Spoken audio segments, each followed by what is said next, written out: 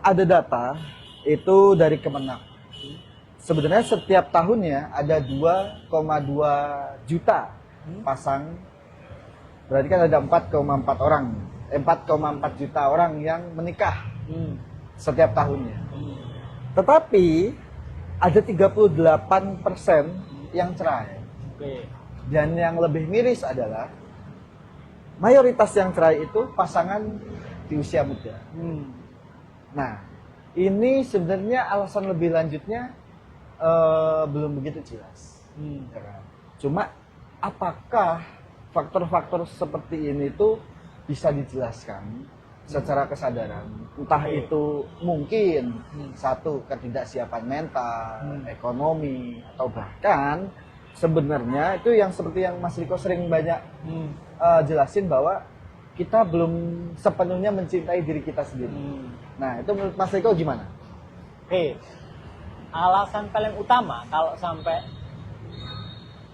usia muda udah menikah dan nggak lama cerai adalah jadi pernikahannya dia gunakan untuk lari dari keluarga. Lari dari keluarga. Contoh, misal ada seorang anak ini hidup di lingkungan keluarga yang mungkin kurang finansial, kemudian banyak tekanan. Kalaupun finansialnya cukup, banyak tekanan, banyak aturan, intinya stres lah. Hubungannya nggak baik, hubungan bapak ibunya nggak baik, sama dia juga nggak baik. Kalau Mas Daniel ada di keluarga itu selama 20 tahun, Mas Daniel pengen keluar nggak? Kayaknya sih iya. Iya kan? Pengen cepat keluar. Pengen cepat keluar kan? Ngekos sendiri lah apa. Iya kan? Ya. Kalau Mas Daniel cowok bisa keluar. Ya. Oke, bisa keluar. Benar. Di umur 18 sama bisa keluar. Bisa ngekos, bisa mungkin pin mandiri, dan kebanyakan pasti dibolehin sama orang tua. Apa yang terjadi kalau Mas Daniel adalah seorang cewek? Kira-kira dibolehin nggak? Lebih berat? Nggak akan dibolehin. Oke, kecuali cewek itu mau nikah. Kalau nikah baru dibolehin. Make sense sampai sini. Ketika ada seorang cewek, seorang anak, misal Mas Daniel punya anak nih, cewek. Nah, Mas Daniel hubungannya gak baik di dalam keluarga, banyak marah-marahan, banyak ini yang bikin si anak cewek ini gak betah. Kemudian dia pingin kos, gak dibolehin. Satu-satunya jalan adalah menikah. Bahkan setelah menikah pun Mas, ada udah boleh nikah. Tapi nanti tinggalnya di rumah mama ya. Wah, repot juga tuh. Sama aja nggak keluar dari kandang dong. Tapi kalau itu finansialnya kurang, pasti dibolehin keluar. Asal udah ada suaminya. Tapi hubungan kalau itu merupakan hubungan yang diniatkan untuk lari, pasti nggak harmonis. Pasti ada aja masalah. Entah itu masalah finansial, masalah mungkin KDRT, atau mungkin nggak harmonis, apapun lah, pasti ada. Karena landasannya itu. Karena landasannya lari. Pasti muter-muter. Akhirnya cerai. Itu landasan lari itu sih sebenarnya pasti ya Mas ya. Kayaknya banyak orang yang denial. Aku nggak lari. Ini emang pilihanku karena mungkin aku udah menemukan pasangan yang cocok menurutku. Tapi bener gak sih Mas bahwa ini lari, bener sih lari. Tapi sebenarnya mereka tuh cuma pengen ada yang nemenin. Jadi kesengsaraan yang sebelumnya. Sekarang tuh ada yang nemenin, ada yang ngerasain bareng. Itu juga pengaruh nggak tuh? Kayak gini, terkait pilihan lah. Banyak orang nyangkal, enggak ini pilihanku kok. Orang yang lari, pilihannya tuh lebih sedikit daripada orang yang tidak lari. Nah, ini penting. Orang yang lari, pilihannya lebih sedikit ketimbang orang yang lari. Orang yang nggak lari. Orang yang nggak lari. Itu menarik tuh. Orang yang sedih, pilihannya tuh lebih sedikit daripada orang yang bahagia. Lebih sedikit, lebih pendek. Orang yang lari, otomatis larinya karena takut. Salah satunya. Iya kan? Otomatis pilihannya terbatas pada pilihan-pilihan yang ketakutan. Orang yang bahagia, pilihannya banyak, tak terbatas. Karena dia nggak takut. Punya plan A, Iya plan kan? B, plan C gitu. Bahkan sama orang yang bahagia, dia tidak bisa dikekang oleh apapun, termasuk oleh orang tuanya. Nggak ngurus. Ya kan?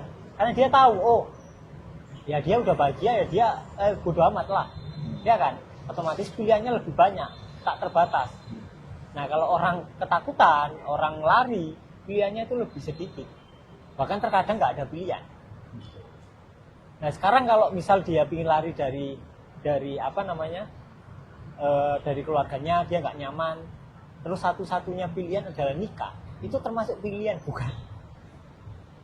Ya enggak Enggak, sebenarnya. Sebenarnya jadinya enggak. Iya, Meskipun terlihat seperti pilihan, jadinya enggak. Lah jalannya cuma satu, ya kan bukan pilihan. Oke. Kecuali minim ada 2 jalan lah, Ah. baru kalian milih. Setuju. Ya kan? Oke, setuju. Masalahnya kalian nggak nyaman di rumah, satu-satunya jalan adalah kalian keluar dari rumah dengan jalan nikah. Ya berarti kan bukan pilihan, Oke. iya kan? Setuju. Lari kan. Nah, tapi kalau kalian menyadari dulu rasa tidak nyamannya di rumah, kemudian disadari pelan-pelan kalian bisa mencintai orang tua kalian tanpa syarat, terlepas dari keadaan di rumah bagaimanapun, kalian bahagia. Mau itu rumah di dalamnya nggak harmonis, kalian bahagia, otomatis kalian nggak ada dorongan keluar. Ketika kalian nggak ada dorongan keluar, kalian akan nyari pasangan itu bukan berdasarkan ketakutan kalian. Kalian bisa memilih lebih hati-hati. Lebih hati-hati dan tidak kacamata kuda lah ya. Kalian Nggak lebih bisa menjajal. Oh, kayaknya misal kalian pacaran sama si A, oh kayaknya nggak cocok nih sama si A. Oh, sama si B nggak cocok nih. Kemudian si C baru cocok. Kemudian kalian memutuskan nikah. Tapi kalau dasarnya kalian takut dan kalian ingin lari dari rumah, kalian nggak akan mau untuk mencoba. Pertama kenal ya udah sama ini pokoknya aku bisa lari. Keterbatasan opsi ya jadinya. Keterbatasan opsi. Karena terburu dengan waktu. Ya kan, orang takut kan musuhnya waktu kan. Dia nggak bisa sabar. Orang takut itu nggak bisa sabar. Orang lari itu nggak bisa sabar. Itu entah jodoh, entah hutang, entah apapun ya. Apapun lah. Dikejar waktu ya Dikejarnya pasti. waktu. Misal Mas Daniel nggak nyaman di rumah. Cewek lah, misal Mas Daniel cewek nggak nyaman di rumah. Siapapun yang ngajak Mas Daniel pacaran nikah, pasti Mas Daniel mengiyakan. Pasti. Karena lawan Mas Daniel adalah waktu. Bener, ini sih. Saya jadi ingat kisah teman saya juga akhirnya. Karena dia udah nggak betah tekanan dari keluarga kanan kiri dan dia dipaksa untuk perfect dalam tanda kutip. Ketika tiba-tiba ada yang datang dan kelihatannya serius, wes diterima.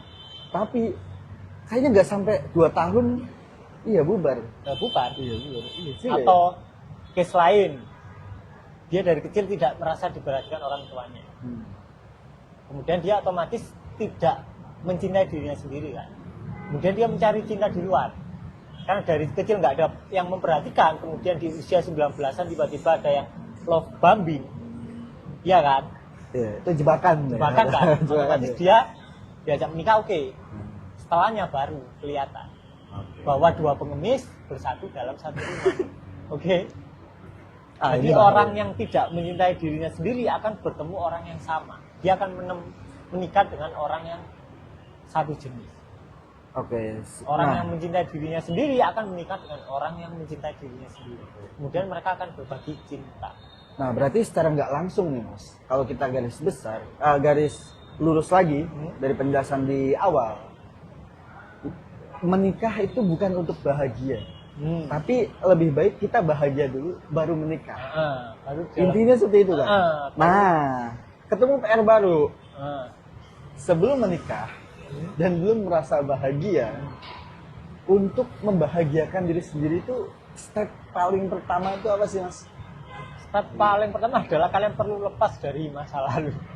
Lepas dari masa lalu? Iya kan? Itu kan kayak kalian bawa tas kan yang berat, isinya batu. Iya kan?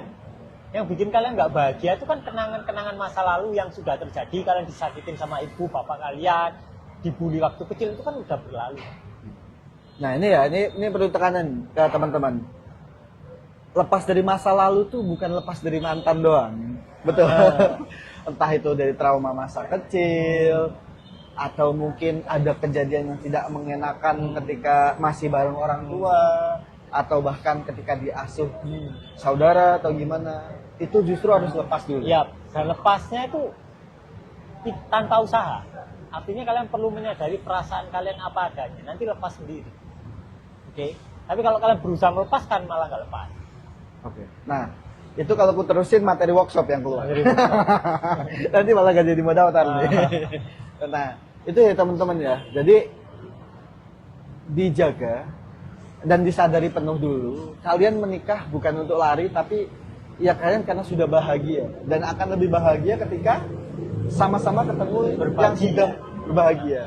Ya istilahnya sama-sama berbagi kebahagiaan. Bukan mencari kebahagiaan. Oke. Jadi kebanyakan orang kan menikah itu tujuannya untuk biar bahagia.